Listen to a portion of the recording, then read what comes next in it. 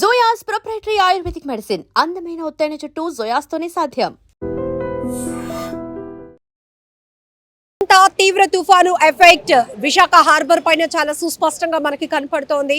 ఒకవైపు ఈ గాలుల వేగానికి జెట్టీలో లంగరు వేసి ఉన్నటువంటి బోట్ల పరిస్థితి మరింత దారుణంగా ఉంది. ఇలాంటి ప్రకృతి విపత్తులు ఏ వచ్చినా కూడా మాకు కంటి మీద కునుకు లేకుండా ఉంటుంది. ఎందుకంటే ఇప్పటికే లక్షలు పెట్టి మేము బోట్లు తయారు చేయించుకున్న వేటకు వెళ్ళడానికి సిద్ధంగా ఉన్నా ఒక్కొక్కసారి వేటలో ఉంటుండగానే తుఫాను హెచ్చరికలు ఉంటే కనుక ఇమీడియట్గా వచ్చేస్తూ ఉంటాం. సో ఆ డీజిల్ ఖర్చు కానీ కళాశీలు మొత్తం బోట్లో 9 మంది వెళ్ళిన వాళ్ళు కూడా నిరాశగా తిరిగి వచ్చేసే పరిస్థితులు ఉంటాయి. మరొక వైపు ఇప్పటికే తుఫాను హెచ్చరికల నేపథ్యంలో వేటకు వెళ్ళకూడదని వాతావరణ శాఖ ఏదైతే క్లియర్ డైరెక్షన్స్ ఇస్తుందో ఆ టైంలో కూడా ఇలా అన్ని బోట్లు విశాఖ హార్బర్లో ఉన్న జెట్టీలకు లంగర్ వేసి ఇక్కడ పెట్టడమే. ఆ తర్వాత ఒకదానికొకటి రాపిడికి గురై కూడా చాలా డ్యామేజ్ అవుతుంది. మళ్ళీ దాన్ని మేము రిపేర్ చేసుకోవడానికి కూడా డబ్బులు అవుతాయి అని కూడా చెప్తున్నారు. సో ఉదయం నుంచి కూడా ఈ జెట్టీలకు కట్టి లంగర్ వేసి ఉన్నటువంటి బోట్లను ఒకదానికొకటి రాపిడి లేకుండా డ్యామేజ్ కాకుండా చేయడానికి వీళ్ళు పడుతున్న పాటలు కూడా మనం లైవ్లోనే చూస్తున్నాం. ఇక్కడ నించోని చూస్తుంటేనే కళ్ళు తిరుగునట్టు కనపడుతున్నాయి. మరి వాళ్ళు మాత్రం అలా బోట్లు గాలుల వేగానికి ఊగుతున్నప్పటికీ కూడా వాటిని జాగ్రత్త పరుచుకునే ఏర్పాట్లలో వాళ్ళైతే ఉన్నారు. ప్రజెంట్ ఒక అబ్బాయి, ఒక బోట్ ఓనర్ మనతో పాటు ఉన్నారు, అతనితో మాట్లాడదాం. సో తుఫాన్లు వచ్చేటప్పుడు జనరల్గా కామన్ పబ్లిక్ బయటకు రాకుండా ఇంట్లోనే జాగ్రత్తగా ఉండాలి అనేది ఒక పరిస్థితి. మీది అలా కాదు, నిత్యం సముద్ర వేటే మీకు ఉంటుంది. తుఫాన్లు వచ్చినప్పుడు ఎలాంటి సిచ్యువేషన్స్ ఉంటాయి? తుఫాన్లు వస్తే మేము సముద్రం వైపే రావాలి. ఈ బోట్లు ఏమవుతున్నాయా, ఎక్కడెక్కడ ఏ కన్నాలు అడిపోతున్నాయా అవన్నీ సేఫ్టీ ఇలా చూడండి ఎలా అవుతున్నాయో. ఇలా టైర్లు వేయడం, ఏమైనా అవి కన్నాలు అడిపోతే దానికి మరమ్మతులు చేయించడం. అలా ఇదే సమయంలో కళాశాల 9 మంది ఉంటారు. వాళ్ళకి జీవనోపాధి కూడా అయిపోతుంది. వాళ్ళ ఖర్చులు మమ్మల్ని అడుగుతూ ఉంటారు. మేము ఉంటే ఇస్తాం, లేకపోతే అలా మేమేం చేయలేం. మరి తుఫాన్లు వచ్చాయి కాబట్టి మీరు మీ ఇంటి దగ్గర ఉండాలి. వచ్చి బోర్డులు చూడమంటాయి. బోర్డు దగ్గరికి వచ్చి వాళ్ళ ఈ బోర్డు మనం కాపాడితే కదా మనం రేపు ఉదయం మళ్ళీ తిరిగి వేడకెళ్ళడం బాగుంటుందని చెప్పేసి వాళ్ళకి ఇది ఆధారం కాబట్టి మళ్ళీ వచ్చి దీన్ని కాపాడుకోవాలి కాబట్టి దీన్నే చూడమని చెప్తాను అన్నమాట. మొత్తం 11 జెట్టీలో ఎన్ని బోట్లు ఉంటాయండి మనకి హార్బర్? 800 బోట్లు ఉంటాయి. 800 బోట్లు ఉంటాయి. ఇప్పటికే తుఫాను హెచ్చరికలు ఉన్న నేపథ్యంలో 4 రోజుల క్రితం నుంచి మా బోటు నిన్నే వచ్చింది. ఈ తుఫాను హెచ్చరిక వల్ల 2 కాన్లు ఐస్తో వచ్చింది లాస్ట్ లో. ఎంత లాస్ అవుతుంది జనరల్ గా వేటకి? ఎన్ని డేస్ కి మీరు ప్రిపేర్ అయ్యారు? మా జనరల్ గా అయితే నేను 20 డేస్ పంపిస్తాను. ఇప్పుడు 10 డేస్కి వస్తుంది. అంటే ఆయిల్ 2800 ఆయిల్ లీటర్లు కాలిస్తుంది. అది దగ్గర 2 లక్షల సుమారు ఉంటుంది. ఇప్పుడు ఎంత లేదన్నా ₹1,00,000 తగ్గుతూ ఉంటాను అది తెచ్చిన ఫిషింగ్ మీద. అలా ఇప్పుడు అదేవిధంగా దానికి వచ్చే ఇప్పుడు బోట్లు ఏమో రాపిడి గురయ్యి అవి మరమ్మతులు చేయించుకోవాలి. అవన్నీ డ్యామేజ్ అయిపోతూ ఉంటాయి పక్క. ఇప్పుడు ఉందండి, ఈ సైడ్ అంతా డ్యామేజ్ అయిపోద్ది. సాదా వైపు అంతా డ్యామేజ్ అవుతుంది. ఇప్పుడు చూసారు కదా మీరే, అవన్నీ డ్యామేజ్లు అవుతుంటే ఈ తుఫాన్ తగ్గినట్టు అయ్యే మళ్ళీ మరమ్మతులు చేయించుకొని మళ్ళీ ఐస్ లోడ్ చేసి ఆయిల్ లోడ్ చేసి కళాశాలకి ఫుడ్ అది ఏర్పాటు చేసి అన్ని రెడీ చేసి మళ్ళీ పంపించారు. దగ్గర మళ్ళీ ఒక 5 లక్షలు ఖర్చు అవుతుంది మళ్ళీ. ఇలాంటి తుఫాన్లు ఏమొచ్చినా మీరు పూర్తిగా ఆధారం లేకుండా అయిపోతుంది మాకు. ఇటువంటి సమయంలో ప్రభుత్వం ఏదైనా అదుకుంటే బాగుంటుంది కళాశాలకి మమ్మల్ని. జనరల్ గా మీరు వేటకు వెళ్ళేటప్పుడు కరెక్ట్ గా తుఫాను ఏదైనా హెచ్చరికలు వస్తే గనుక మళ్ళీ వెనక్కి వచ్చేస్తాం. పరిస్థితులు ఎప్పుడైనా గతంలో ఉన్నాయా? ఇప్పుడు యాక్చువల్ అయితే నిన్నైతే లంగర్ వేసినా ఇటువంటి గాలికి వాళ్ళు ఉండలేరు. బోట్ అనేది తిరగబడిపోవడం జరుగుతాయి. వాళ్ళు ఆ టైంలో ఏం చేస్తారంటే వాళ్ళు బోట్ వదిలేసి గేడేసి వచ్చేస్తారు. అప్పుడు నాకు నష్టం వస్తామట. వాళ్ళకి ఏమైనా నేనే లక్షపక్షాలు నన్ను అడుగుతారు. ఎందుకంటే ఒక ప్రాణం పోతుందంటే మరి నన్ను అడుగుతారు 50,000 లక్షలు వెళ్ళి ఉన్నా లేకపోతే నేను సాయం చేస్తాను. ఒక కుటుంబానికి ఒక మనసు పోయడానికి నష్టమే కదా మరి. అందుకని అలా ఉంటుంది. ఇటువంటి తుఫాన్ సమయంలో అయితే లంగర్ వేయడానికి అవ్వదు. ఒక పోర్ట్లోకి వెళ్తేనే అవుద్ది, బయట లంగర్ వేయడానికి ఛాన్సే లేదు. నియర్ బై అంటే దగ్గరలో ఉన్న ఏ పోర్ట్కి లేదంటే వీళ్ళు బోట్ అనేది ఇంకా డ్యామేజ్ అవుతుంది. పక్కాగా రావడానికి ట్రై చేయాలి. లేదంటే ఒడ్డుకి వెళ్ళిపోయి మాకు డ్యామేజ్ ఎక్కువ వస్తుంది. వాళ్ళకి ఏమైనా నేనే చూసుకోవాలి, బోట్కి ఏమైనా నేనే చూసుకోవాలి. నాకే లాస్. టైంలో ఈ విండ్ వేవ్స్ చాలా బలంగా ఉన్నాయి. ఇక్కడ ఉంటేనే మనం జనరల్ గా ఆదమర్చుంటే ఎగిరిపోతామా అన్నట్టు స్థాయిలో ఉంది. అంటే సీకి దగ్గరగా ఉంటే బోట్లో అలాంటి ప్రయాణం సముద్రం మీద ఉన్నప్పుడు వీళ్ళ సిచ్యువేషన్స్ ఎట్లా ఉంటుందండి? వాళ్ళు ఆ టైంలో అయితే వాళ్ళు ఉండరు మ్యాక్సిమం మాకు చెప్తారన్నమాట, ఇలా ఉంది పొజిషన్ ఇలా ఉంది, ఆ టైంలో మేము ఉండలేకపోతున్నాం ఏ దరికి అంటే ఆ టైంలో చూడు అలా అక్కడ వడ్డీ ఏముంటుందో ఆ వడ్డీకి బోటుకి తీసుకెళ్ళిపోవడం గట్రా అలా చేయడం ట్రై చేస్తారు. అలా ఇంక మరి ఉండలేరు అడవిలో. అందుకనే ముందుగా మేము ఫోన్ చేసుకొని అక్కడ ఉండే పోటీకి వెళ్ళమని చెప్తాం.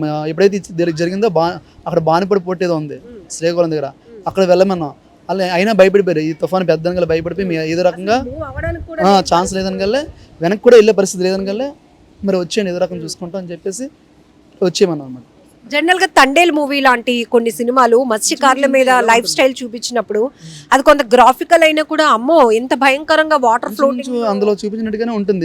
నేను సినిమా మూవీ చూసాను కాబట్టి తుఫాన్ వచ్చే టైంలో ఎలా ఉంటుందో ఇక్కడ కూడా వీళ్ళు కూడా అలాగే ఉంటుంది. యాక్చువల్లీ ఇప్పుడున్న నైట్ అంతా నిద్ర లేకుండా కాపలు కాసు ఎక్కడ ఏ తాడు దిగిపోద్దో, ఏది ఇలా కన్నం పడిపోద్దో, ఏ కన్నం పడినా వాటర్ లోపలికి వచ్చేస్తుందో బోర్డు మునిగిపోద్ది. మళ్ళీ ఎంత వెయిట్ ఉంటుందండి జనరల్ గా ఈ బోట్స్ మనం చూసిన మెకనైజ్డ్ బోట్స్ ఇవి దగ్గర ఎంత 1500 టన్నులు ఉంటుంది అండి, 1500 టన్నుల దాకా ఉంటుంది. ఎందుకంటే ఒక ఐస్ కెపాసిటీ నేను 20 టన్నులు వేస్తాను. అందులో ఇంచి బయట ఎంత లేదన్నా ఒక 100 కేజీలు ఉంటుంది, 300 కేజీలు ఉంటుంది. తాడుతో కలిపి ఇంచి రోప్ ఉంది కదా, అది ఒక 200 కేజీలు ఉంటుంది. అలా టోటల్ వెయిట్ దగ్గర. వేటకు అనుకూలమైన పరిస్థితులు ఏ సీజన్ లో ఉంటాయి, ప్రతికూలమైన పరిస్థితులు ఏ సీజన్ లో? మనం ఎక్కువ వింటర్ లో ఎక్కువగా తుఫాన్లు అవి చూస్తాం. మీకు కరెక్ట్గా చెప్పాలంటే 10 నెలల దాకా ఏటలు బాగుంటాయండి. ఫస్ట్ 5 నెలల 15 నుంచి 10 నెలల దాకా ఏటలు బాగుంటాయి. అక్కడ నుంచి డల్, అక్కడ నుంచి అంటే మెకానిజం ఇలా ఉంటుంది. ఈ 10-11 నెలలు మాత్రం చాలా భయంగా ఉంటారు. ఇప్పుడు మా వాళ్ళకి పోట్లో కట్టమని చెప్పాను, అయినా వాళ్ళు భయపడుతుంటే నాకు భయం వేసి 10 రోజులు అవుతుంది బోట్ వెళ్ళి. ఆ టైంలో ఏం చేశానంటే మరి తప్పదు కదా, మరి వాళ్ళ ప్రాణాలే నాకు ముఖ్యం కాబట్టి మీ భవిష్యత్తు వాళ్ళు బాగుంటే మళ్ళీ ఆడికి పంపించని ఉద్దేశంతో వచ్చేమని చెప్పాను.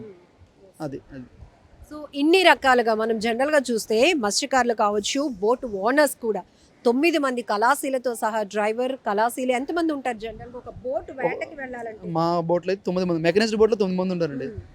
అది మినిమం 9 మంది ఉంటారు. థర్డ్ బోట్కి అయితే 11 మంది 12 మంది ఉంటారు. వాళ్ళు ఇంకా డీప్కి వెళ్తారు. అది సో ఇది ఎంతవరకు, ఎన్ని మైళ్ళ వరకు ఇది ఎంతవరకైనా లిమిట్ వెళ్తారు. కానీ మన లిమిట్ మాకు ఉంది కాబట్టి, బంగ్లాదేశ్ ఉంది కాబట్టి 370 ఆ లిమిట్ దాకా వెళ్ళి వచ్చేస్తారు. ఆ లిమిట్ క్రాస్ చేసి వెళ్ళరు. వీళ్ళకి కూడా కొంచెం భయం ఉంది. ఈ దాన్ని ఏమంటారు, నాన్ బోటు పడవలు అంటారు కదా, మడ పడవలు లాంటివి. వీళ్ళు ఏంటంటే ఇప్పుడు ఈ మధ్యలో ఏమవుతుందంటే దరి సైడ్ అంటారు మేడం, మీటర్ 20 మీటర్ 40 మీటర్ దాకా యాడ్ చేయనివ్వట్లేదు వాళ్ళు. వెళ్ళినా సరే వాళ్ళు ఏమంటే అది మా లేదు, యాక్చువల్లీ చేసుకోవచ్చు.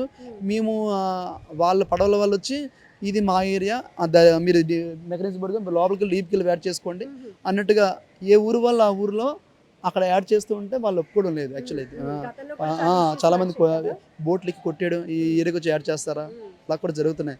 యాక్చువల్లీ అయితే ఎక్కడైనా యాడ్ చేసుకోవచ్చు, గవర్నమెంట్ ఆర్డర్ ప్రకారం మనం ఎక్కడైనా యాడ్ చేసుకోవచ్చు. కానీ వీళ్ళు తీర ప్రాంతంలో ఉండే సరిహద్దుల్లో ఉండే వాళ్ళు ఇది మా ఏరియా, ఇక్కడ ఎందుకు యాడ్ చేస్తున్నారు, దరి సైడ్ నుంచి యాడ్ చేయదు, డీప్గా యాడ్ చేసుకోండి అంటున్నారు అన్నమాట.